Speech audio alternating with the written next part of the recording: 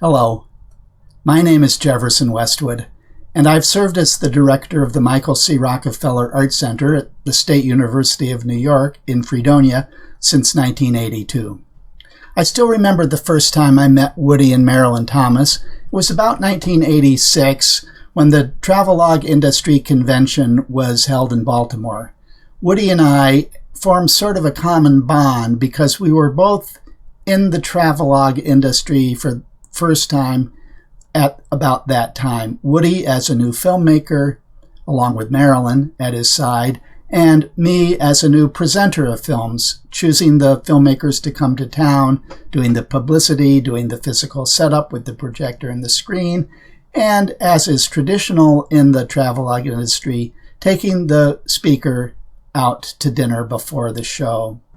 During the 1990s, I presented each of Woody and Marilyn's 4 films, the travelogues on Yellowstone, Japan, France, and New England.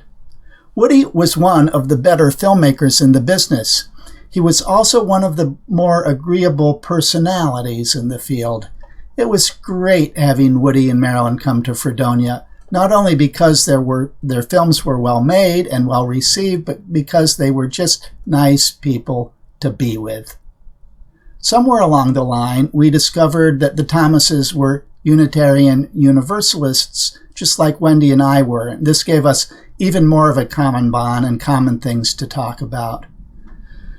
When Woody and Marilyn retired from the travelog circuit in 2000, they called me one day to say they were going to come out to take in one of the other programs on my series. They had booked a hotel room, and I invited them to come to dinner with us before the show with the other filmmaker. It wasn't long before this became a pretty regular occurrence. At first, Woody tried to pay for his and Marilyn's dinner, but I insisted upon picking up the check, and I just told Woody, it's part of your pension.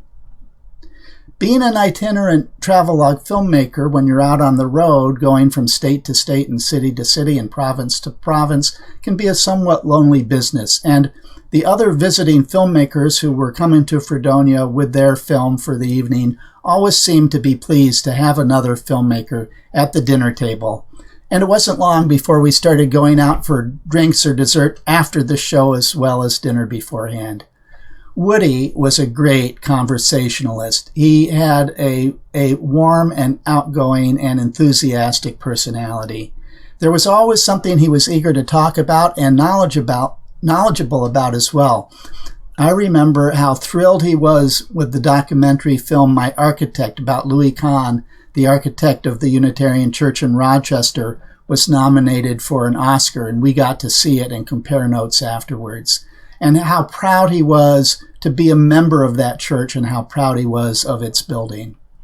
Looking back in all these visits over the years, I realized that in many ways, Wendy and I had the privilege of spending more quality time with Woody and Marilyn than we did with our own close friends right here in Fredonia, and I will always be grateful for those evenings.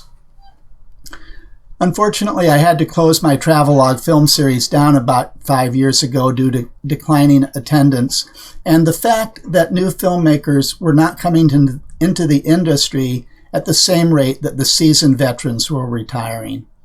To this day, I feel quite nostalgic about my beloved travelog series. Over the years, we presented some 139 programs by 54 filmmakers, showing them to 62,000 patrons.